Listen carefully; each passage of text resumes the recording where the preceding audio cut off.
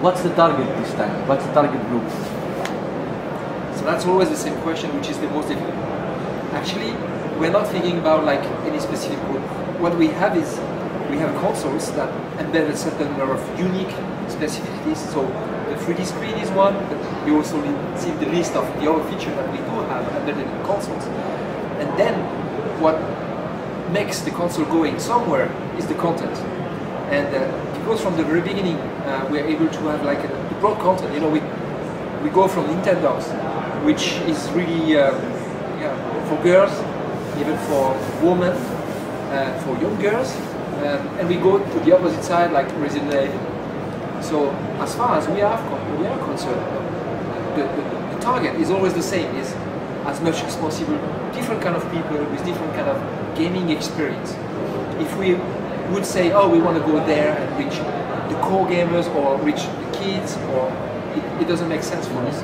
We Nintendo, we just know how to do one thing: it's video games. You know, we don't have any other skills as a company except this. So our interest is to make sure that we have as much as possible different kind of people with different kind of content, being happy of playing video games. If we Nintendo, we are not able to provide the people, regardless of who they are, fresh experience, surprises, they just do one thing. They do something else. They can, I don't know, read book, go to the cinema, they can create movie, they can make music, they can chat on the internet. You know, you have so many ways to entertain yourself, and that's the competition we have always to face.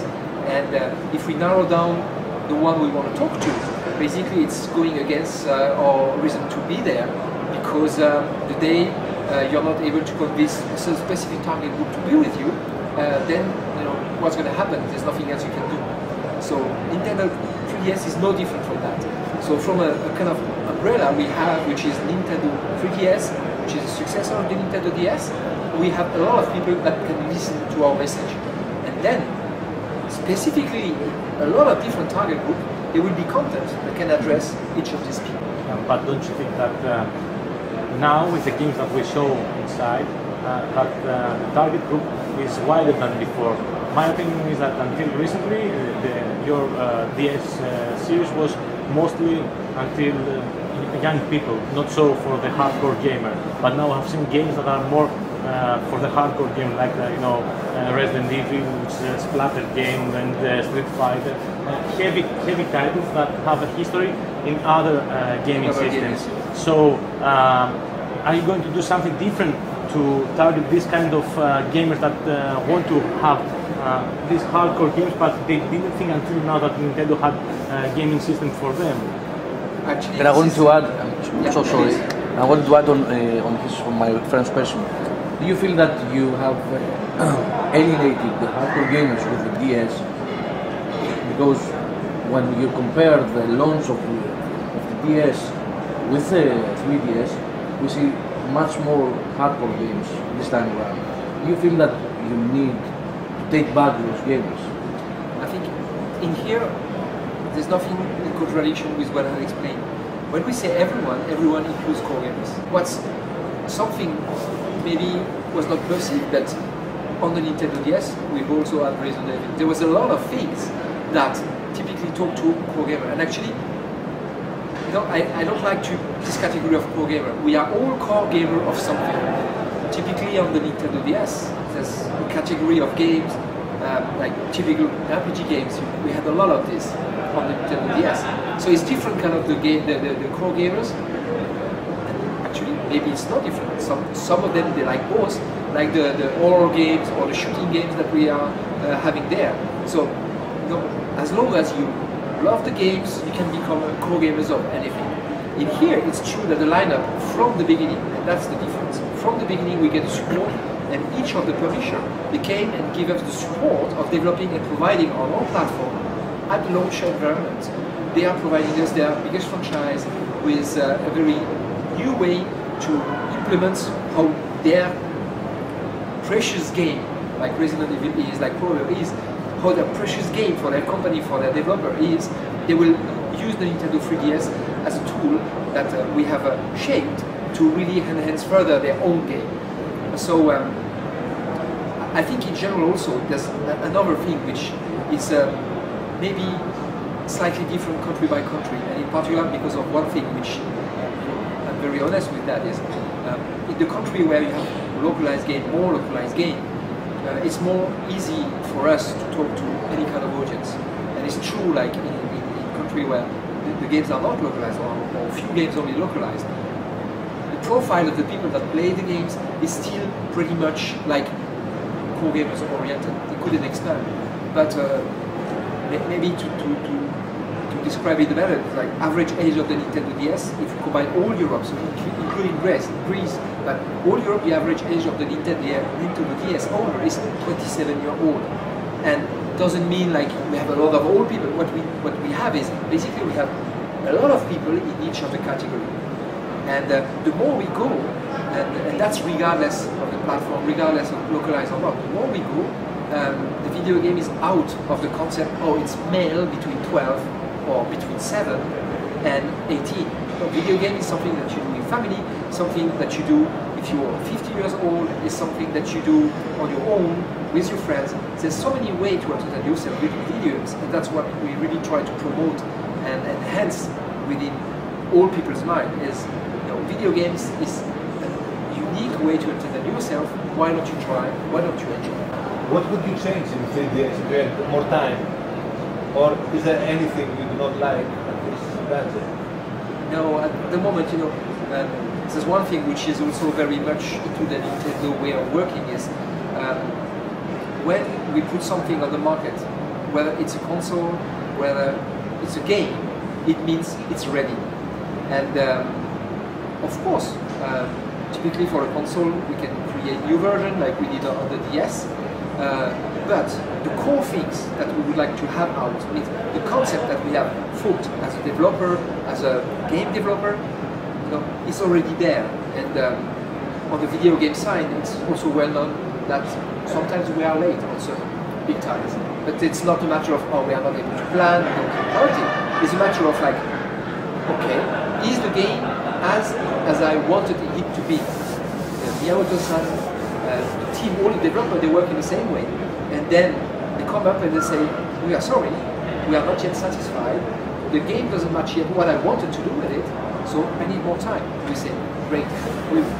So that's very much important to me, because that allows us always to work like with one important purpose, which is make the game providing that unique experience that will surprise the people and make them come back to the video games and come back to our concepts. Are you going to compete with some new players in the gaming market, like Apple, you know, in the mobile store, having low-cost games to download and have, you know, a store there for everybody to find some old games or some newer but from independent developers and things like that? In general, we are not doing the things having in mind any specific competition. The first thing we know is, I come back to what I explained earlier, is if we have unique content, where the people are willing to try this unique content, they will come to us, regardless of what is going on around. And so if ever we have an issue by, you know, losing against competition, it's nothing about the competition, because we are not being able ourselves to deliver what we needed to do so.